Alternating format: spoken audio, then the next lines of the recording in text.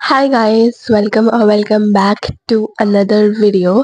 तो मुझे पता है मैंने काफ़ी दिनों से कोई वीडियो नहीं बनाई है क्योंकि मुझे ज़ुकाम हो गया था और अभी भी लिटरली मुझे ऐसा लग रहा है कि फ़ीवर फ़ीवर सा लग रहा है मुझे। मतलब होता है ना कभी-कभी कि फ़ीवर होता नहीं है पर अंदर से मतलब हेडेक हो रहा होता है और बहुत ज़्यादा जैसे नाक बंद होती है सब।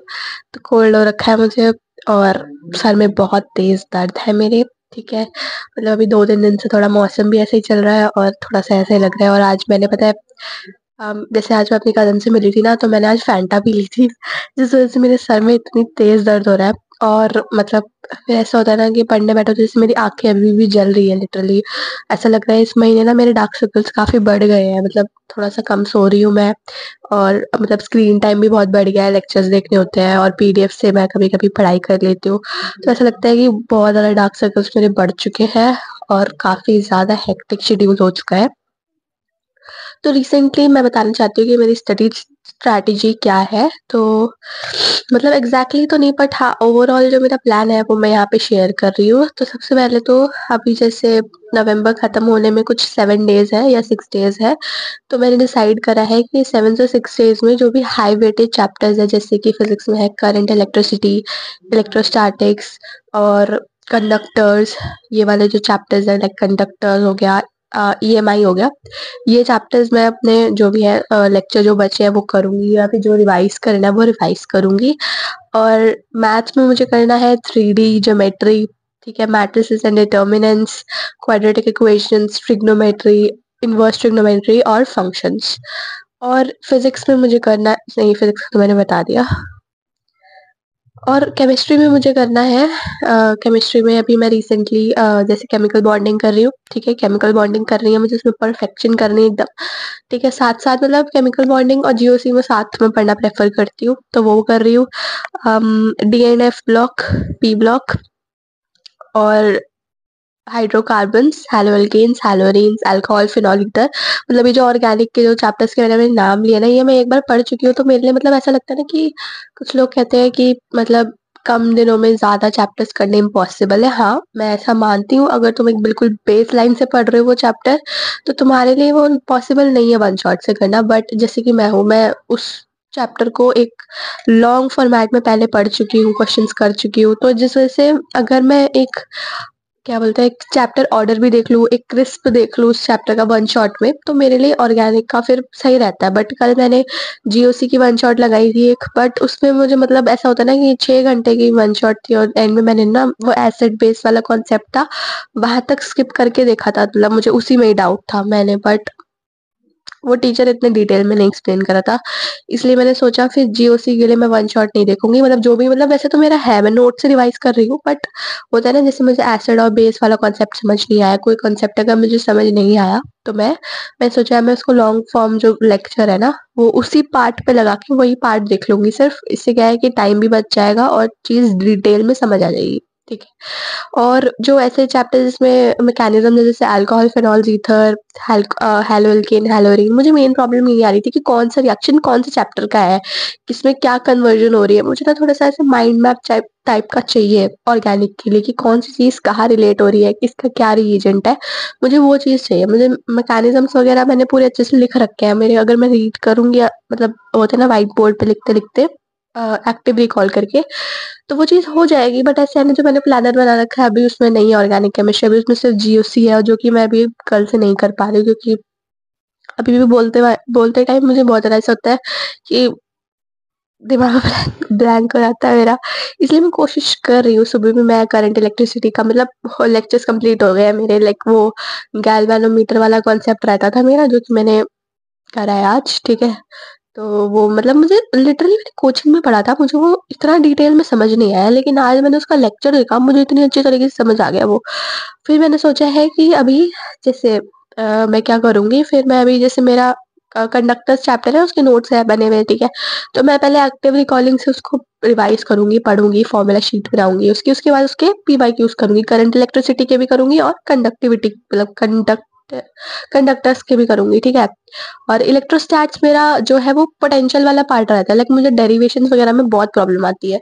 तो मैंने सोचा उस चीज़ को मैं कल करूँगी, आज मैं फिज़िक्स में इतना करूँगी और मैथ्स में मैं स्ट्रेट लाइन्स का मेरे ना रहते हैं कुछ-कुछ लेक्चर्स और क्वाड्रेटिक इक्वेशंस के थोड़े बहुत लेक्चर रहते हैं। तो मैंने सोचा है उसमें जो भी 1-2 लेक्चर रहते हैं वो मैं निपटा के फिर उसका शॉर्ट नोट बना के फिर 10-15 पीवाईक्यू आज कर लेती हूँ, फिर बाकी पीवाईक्यूज़ कल कर लूँगी। और केमिस्ट्री केमिस्ट्री में मैंने आज सोचा है कि आज मैं अ, मतलब आज तो सुबह मैं आयनिक इक्विलिब्रियम कर रही थी, जो कि मेरे प्लान में नहीं था। बट मुझे ऐसा था कि उसमें मैंने लास्ट में कुछ कॉन्सेप्ट छोड़ दिया था, जो मेरे को थोड़ा ऐसा था कि यार ये भी हो जाए ना, तो मैं इसकी फ़ॉर्मूला शीट बना के इसे क्वेश्चन्स करने स्टार्ट कर सकूँ। इसलिए मैं उसको लेके बैठी थी, लेकिन अभी मैं उसको नहीं लेके बैठूँगी। अभी मैं जो प्लान में है वो करूँगी, इससे केमिकल बॉन्डिंग करूँगी। वैसे जैसे-जैसे एग्ज़ाम पास आ रहा है, एक एग्ज़ाम एंग्ज़ायटी होती है जो कि बढ़ रही है, ठीक है? मतलब मैं मतलब रैंडमली अपनी गैलरी देख रही थी, मतलब फ़ोटोज़ देख रही थी फ़ोन में, तो मैंने देखा कि 2 महीने पुरानी फ़ोटो अपनी देखी मैंने कहा यार टाइम कुछ ज़्यादा जल्दी नहीं बीत रहा है। मतलब उस फ़ोटो को देख के मुझे लग रहा था यार ये तो कल की फ़ोटो है। मतलब ऐसा लग रहा था कि बस 2 महीने बीत गए और ऐसा लग रहा है सिर्फ़ कुछ ही दिन बीते हैं। मतलब थोड़ा-सा ऐसा फीलिंग आ रही है, लाइक 2 महीने पहले भी मैंने एक स्ट्रैटेजी बनाई थी, कितनी स्ट्रैटेजी मैं नहीं फ़ॉलो कर पाई, कितनी मैं फ़ॉलो कर पाई। अभी ऐसा है कि अगर फ़ॉलो नहीं करा तो कुछ नहीं होने वाला, फ़ॉलो तो करनी ही पड़ेगी स्ट्रैटेजी, ठीक है? तो वो तो करनी ही है, ठीक है? और मेनली मेरा ऐसा है कि मेरे को फर्स्ट अटेम्प्ट में 98 परसेंटाइल या 99 परसेंटाइल लानी है, ठीक है? That is the main target. तुम लोगों में से किसी को ये लग रहा होगा इम्पॉसिबल है, बट ऑब्वियसली जिस इंसान का मतलब कहते हैं कि अगर तुमने कोई चैप्टर एक बार पढ़ रखा है और फिर तुम दूसरी बार उसको एक क्रिस्प में कर रहे हो, लाइक इसको उस चैप्टर को वन शॉट से कर रहे हो, उसके पीवाईक्यूज कर रहे हो, तो चीज़ें जल्दी समझ आती है। एज़ पर आई नो, ठीक है? मैं पूरा सिलेबस लेके नहीं बैठी हूँ, ठीक है? मैं मतलब ऐसा है कि कुछ-कुछ कॉन्सेप्ट्स और कुछ-कुछ चैप्टर्स लेके बैठी हूँ, जो कि और मैंने सोचा है लाइक मैंने जो टेस्ट शेड्यूल है, मुझे 2 दिसंबर को एक फुल सिलेबस टेस्ट देना है। मतलब उसमें मैं चाहती हूँ कि जो भी ये जो हाई वेटेज चैप्टर्स है ना, ये मेरे तब तक प्रिपेयर हो जाए, ताकि मैं देखना चाहती हूँ कि जो एटलीस्ट मेरे उतने मार्क्स बन रहे हैं 150 या 160, अभी 1 हफ्ते में मेरा जो भी हाई वेटेज चैप्टर है वो कंप्लीट करके मैं देखना चाहती हूँ कि मेरे कितने बन रहे हैं, ठीक है? और वो एक बार टेस्ट अटेम्प्ट करूँगी, उसके बाद मैं उसको एनालाइज़ करूँगी और उसके बाद फिर मैं कुछ 5 डेज़ के गैप में दोबारा टेस्ट दूँगी, 1-2 चैप्टर और प्रिपेयर करके, ठीक है? So that's the strategy for now. और पता है मैंने यूट्यूब पे भी काफ़ी स्ट्रैटेजी देखी है, बट मतलब सबकी सारे लोग अलग-अलग चीज़ें बोलते हैं, सब कुछ अलग-अलग है, ठीक है? अब सपोज़ मेरे जैसे कोई इंसान है, ठीक है? उसका सिलेबस है उतना कि वो अगर प्रैक्टिस करेगा तो इट विल बी लाइक कि तुम्हारे 150 या 140 मार्क्स आ रहे हैं, ठीक है? That is equal to 98 percentile, 97 percentile.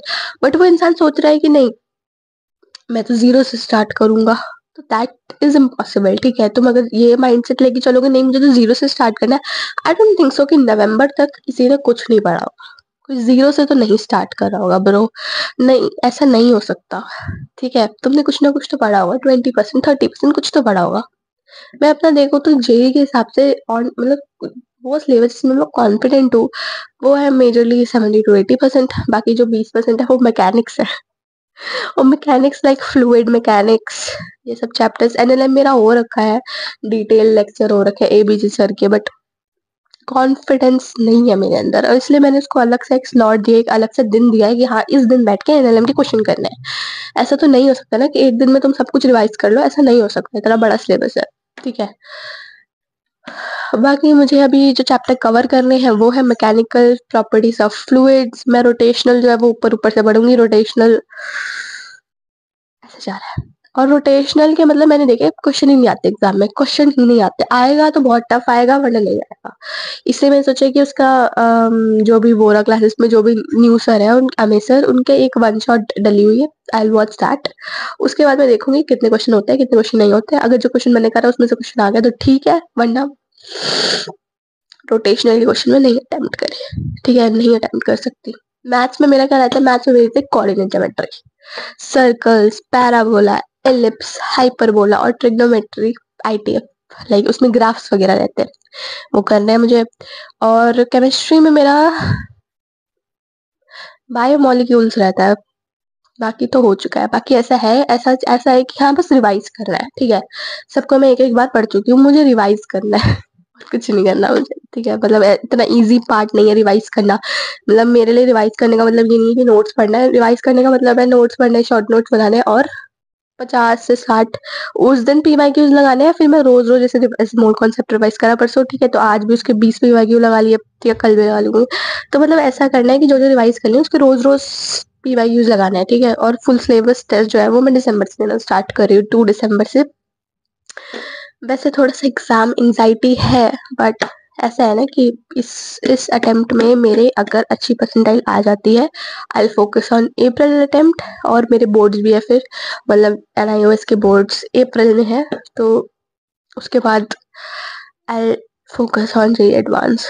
बस जल्दी से मेरा जो है मेंस में अच्छा सा हो जाए। मतलब ऐसा है कि इस 2 महीने की डेडिकेशन तुम्हारे 2 साल डिसाइड कर रही है, ठीक है, कि तुमने 2 साल कितना करा ये तुम्हारे 2 महीने डिसाइड कर रहा है। So I am kind of nervous, ठीक है, कि हाँ मतलब अगर ऐसा होगा कि सपोज मेरे अच्छे परसेंटाइल आ गई, सो आई वुड बी सेइंग कि 2 साल से प्रिपेयर कर रही हूँ। बट अगर मेरे से अच्छी परसेंटाइल नहीं आई तो यही होगा कि लास्ट के 2 महीने आई कुडंट कंसंट्रेट। तो ये 2 चीजें केसेस हो सकती है, ठीक है। ऐसा नहीं कह सकते कि मैंने 2 महीने में जेईई क्लियर किया। No, I am not starting from zero, to be very honest, but ऐसा भी नहीं है कि पूरे 2 साल में कंसिस्टेंट रही हूँ, ठीक है। ये लास्ट के कुछ महीने होते हैं जो कि डिसाइड करते हैं तुम्हारा result. So I hope so कि तुम्हारी प्रिपरेशन अच्छी चल रही होगी। जैसे भी चल रही है कमेंट करके ज़रूर बताओ, ठीक है। और या ऑल द बेस्ट।